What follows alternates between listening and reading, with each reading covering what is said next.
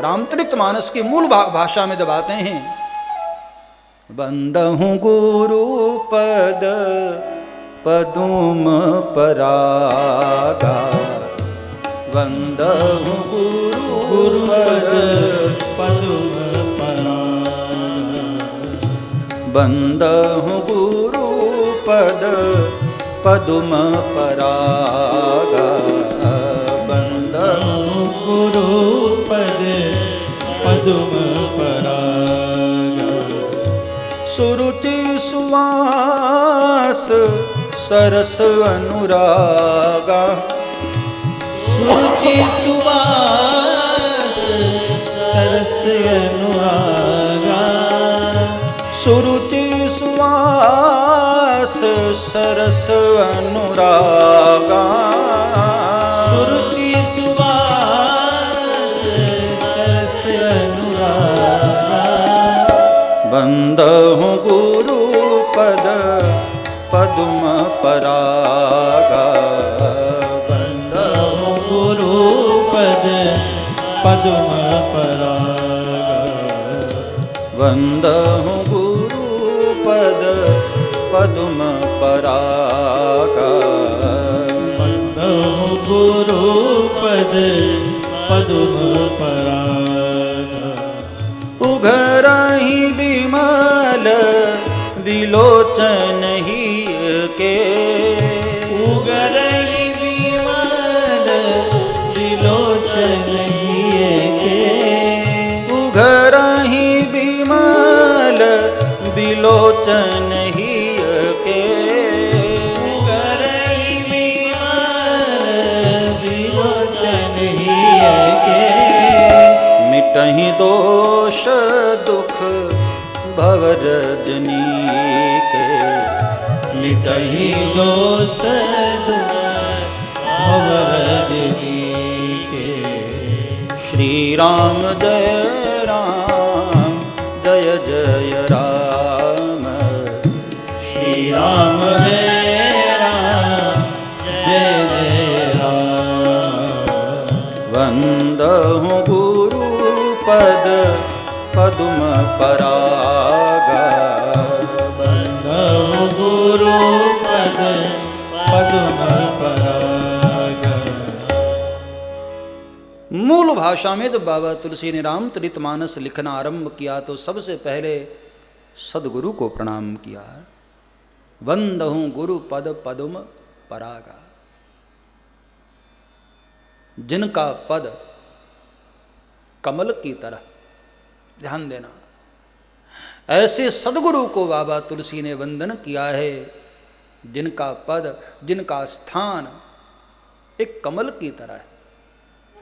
कमल जल में हो अथवा तो कीचड़ में हो, फिर भी कमल निर्लेप होता है। संसार में रहते हुए भी संसार से जुदा जुदा दिखाई दे, वो है सदगुरु। कई बार बड़े से बड़े महापुरुष सुंदर कपड़े पहने हुए दिखाई देते हैं, बड़े मठ में रहते हुए दिखाई देते हैं, राजा के यहाँ किसी किले में रहते हुए भी दिखाई देते हैं, आभूषण अलंकारों से सुसज्जित दिखाई देते हैं, लेकिन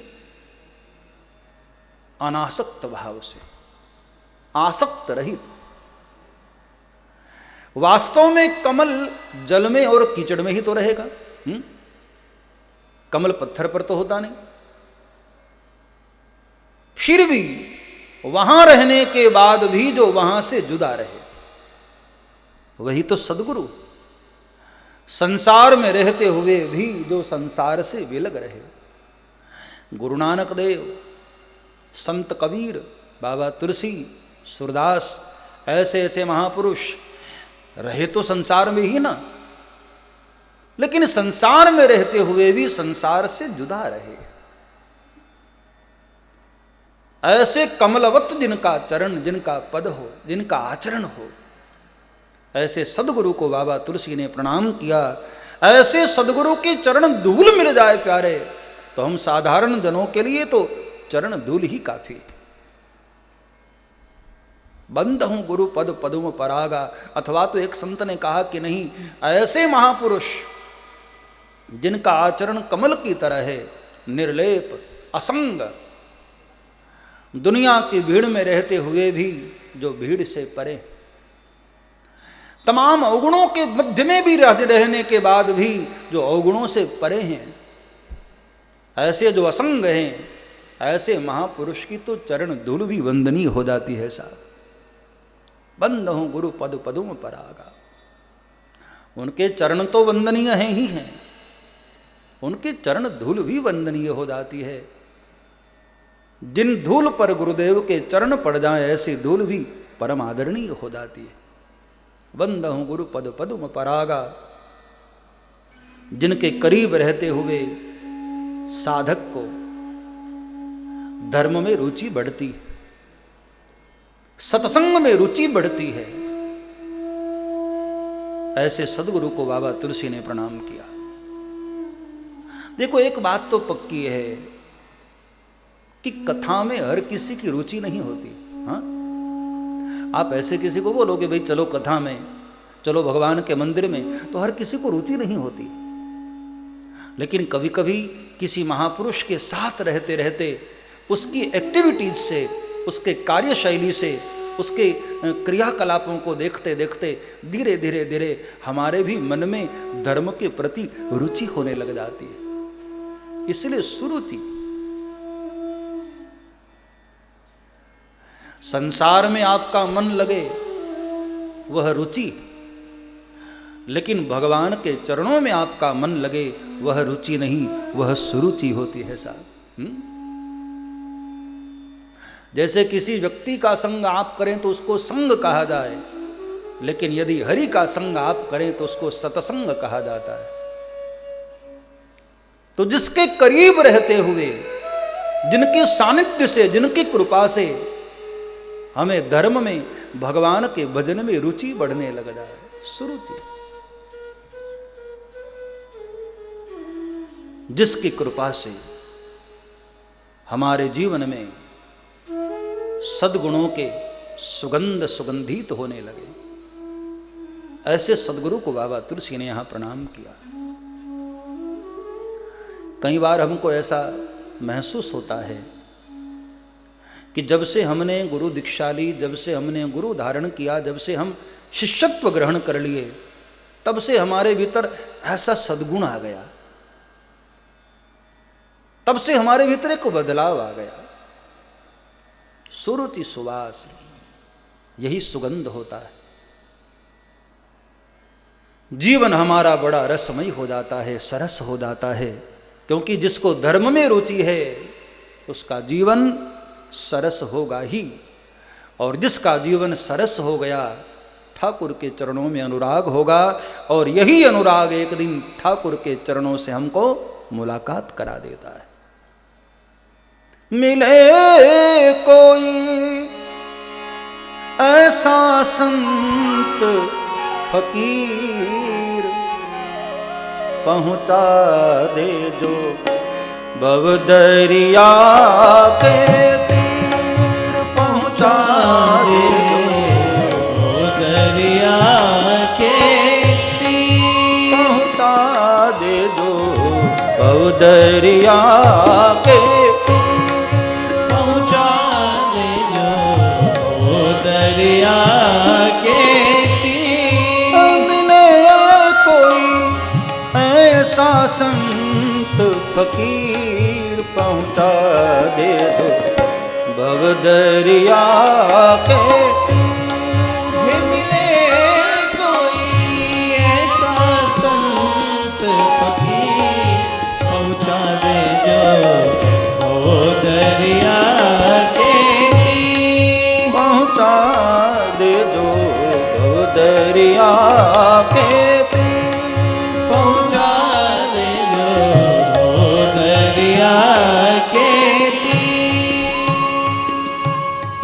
ऐसे सदगुरु को बाबा तुलसी ने प्रणाम किया। सुरुचि सुवास सरस अनुरागा, उगरहि विमल विलोचन ही के, मिटहि दोष दुख भव रजनी के, जिनकी कृपा के द्वारा संसार को देखने वाली दृष्टि हमारी बदल जाती है, भीतर की आँख खुल जाती है, जिससे सारे दोष और सारे दुख मिट जाते हैं। ऐसी दृष्टि देने वाले सदगुरु को बाबा तुलसी ने प्रणाम किया। और जब दिव्य दृष्टि प्राप्त हुई ना, तो संसार में चारों ओर बाबा तुलसी को संत नजर आने लगे। निज प्रभुमय देखहि जगत फिर कहीं सन करहि विरोध। हाँ, जब दृष्टि हमारी पावन होती है, सर्वत्र परमात्मा ही दिखाई देते हैं, तो कहीं अवगुण नहीं दिखाई देता, कहीं दुष्ट नहीं दिखाई देते, सब राममय दुनिया दिखाई देती है। इसलिए बाबा तुलसी ने सदगुरु के प्रणाम के बाद बाबा तुलसी ने तुरंत संतों को प्रणाम किया, ब्राह्मणों को प्रणाम किया, संत महापुरुषों को प्रणाम किया, ऐसे संत समाज को प्रणाम किया जिनके जीवन में संगम है, ज्ञान भी है, भक्ति भी है और कर्म भी है। ज्ञान की गंगा है, कर्म की यमुना है, भक्ति की गंगा है, कर्म की यमुना और ज्ञान की सरस्वती।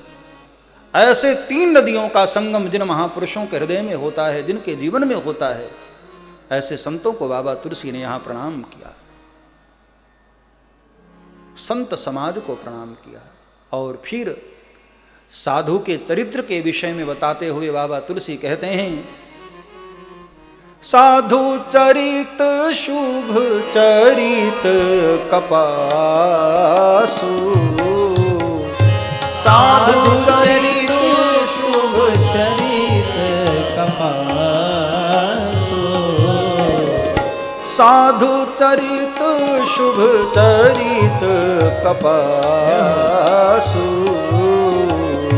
साधु चरित शुभ चरित कपासु, निरस विशद गुणमय फल दासु, निरस विशद गुणमय फल जासु, निरस विशद गुणमय फल दासु, निरस विशद गुणमय फल जासु।